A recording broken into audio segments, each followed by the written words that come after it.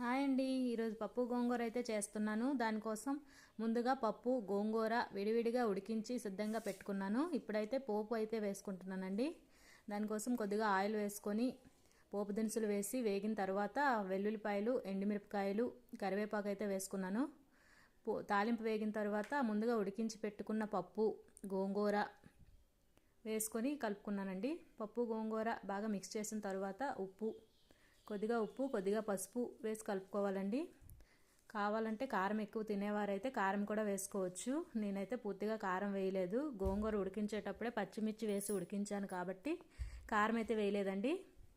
కారం ఎక్కువగా తినేవారైతే కారం వేసుకోవచ్చు. అంతేనండి, చాలా సింపుల్గా ఈజీగా చేసుకోవచ్చు పప్పు గోంగూర. టేస్ట్ అయితే చాలా బాగా వచ్చిందండి. మీరందరూ కూడా ఒకసారి ట్రై చేయండి. పప్పు గోంగూర చాలా సింపుల్గా చేసుకోవచ్చు. ఒకసారి ట్రై చేసి చూడండి.